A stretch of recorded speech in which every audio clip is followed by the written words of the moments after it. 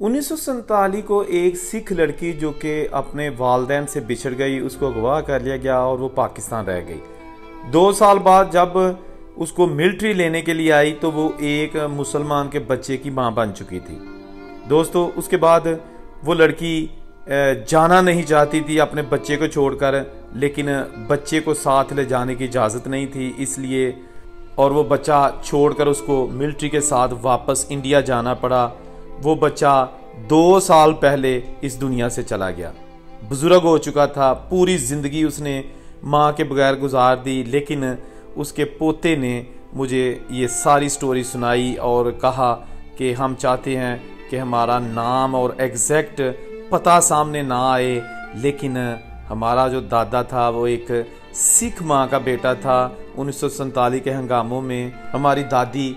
यहाँ रह गई, उसको अगवा कर लिया गया या जैसे भी, फिर मुसलमान के साथ उसकी शादी हो गई, उससे एक बेटा पैदा हुआ और अब उस खातून को भी ऐसा ही लग रहा था कि शायद मेरा इंडिया में कोई नहीं रह गया, शायद सारे लोग मेरे जो घर वाले थे रास्ते में मारे गए, क्योंकि ये लड़की भी अगवा एक हमले में हुई थी जिसमें कत्लो गारत की गई थी, माल की लूट मार की गई थी और इसने भी चुपचाप मुसलमान बनकर एक नई ज़िंदगी का आगाज़ कर दिया था। लेकिन दोस्तों, आप सब लोग माशाल्लाह समझदार हैं और इस चीज़ को जानते हैं कि पार्टीशन के दौरान उन्होंने एक रूल बनाया था, एक कानून बनाया था कि जो भी लड़कियां, खा वो हिंदू हैं, मुसलमान हैं या सिख हैं, अगवा की गई हैं या वो अब कह रही हैं कि हम अपनी मर्ज़ी से रह रही हैं, उनको अगवा ही तस्वर किया जाएगा और उनको वापस ही जाना होगा। हिंदू और सिखों की जो लड़कियां, ख़वातीन पाकिस्तान में रह गई हैं और मुसलमानों के घरों में हैं, अभी वो बेशक ये कहती हैं कि नहीं, अब हम पाकिस्तान में ही रहना चाहती हैं, लेकिन नहीं, उनको वापस ही जाना पड़ेगा। वो अगवा शुदा ही तस्वर होंगी, कोई लव मैरिज, कोई कुछ नहीं है। तो इसी तरह जो मुसलमानों की जवान लड़कियां और ख़वातीन इंडिया में रह गई या उनको अगवा कर लिया गया, तो जूं जूं पता चलता गया मिलिट्री को, तो उन्होंने उनको बाजियाब करवा कर वापस अपने वतनों में भिजवा दिया। और इस दौरान होता ये रहा कि बहुत सारी ऐसी ख़वातीन जो शादीशुदा थी, नई नई शादी हुई और वो अगवा हो गई, लेकिन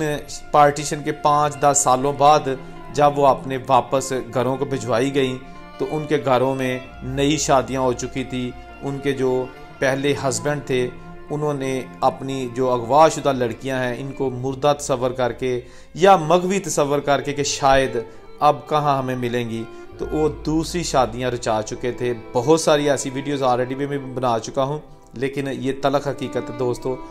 हंसते बसते घरों को उजड़ते हुए देखा उन बुज़ुर्गों ने जो बहुत थोड़े रह गए अभी और आहिस्ता आहिस्ता इस दुनिया से जा रहे हैं उम्र के साथ साथ। लेकिन किसी भी बुजुर्ग से आप पूछ लें 1947 के हंगामों के हवाले से, तो वो आपको रो कर पूरी दास्तान एक फ़िल्म की तरह आपके सामने रख देगा, जो कि नाकाबिल फरामोश है। तो ये जिस बुज़ुर्ग का मैं वाक़या सुना रहा हूँ, 3 साल पहले इनका इंतकाल हो गया। ज़िला ननकाना साहब का एक गांव था वहाँ पर, और इनकी जो माता थी, यानी कि जो सिख खातून थी उस वक़्त 16-17 साल की वो लड़की थी, वो उसने इस बेटे को जन्म तो दिया, लेकिन उसके बाद यकीनन वो भी तरसी होगी, क्योंकि माँ के लिए उसकी औलाद सब कुछ है। उसका मज़हब कोई भी हो, उसका बाप कोई भी हो, लेकिन माँ को अपनी औलाद से बढ़कर कोई चीज़ नहीं होती।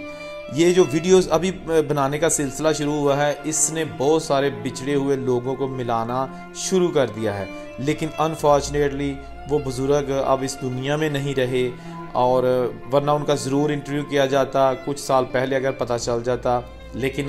अब ये कुछ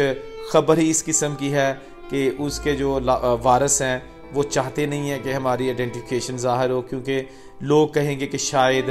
इनके घर में अगवाशुदा एक सिख लड़की थी जिसको उसी पार्टीशन के 2 साल बाद बरामद किया गया था। लिहाजा हालात क्या थे उस वक़्त, हमारे दादाजी के पास वो लड़की कैसे आई या इन्होंने वो उसको शादी कैसे की, ये बहुत सारे ऐसे सवाल हैं जिनको हल किए बगैर ही दादाजी को इस दुनिया को छोड़कर जाना पड़ा। तो दोस्तों ये छोटी सी इसलिए मैंने वीडियो आपके साथ शेयर कर दी है कि ताकि पता चलता रहे कि किस किस किस्म के किस किस नोयत के वाक़यात 1947 को जन्म लेते रहे। ठीक है, जहाँ रहे खुश रहें। अल्लाह हाफिज़।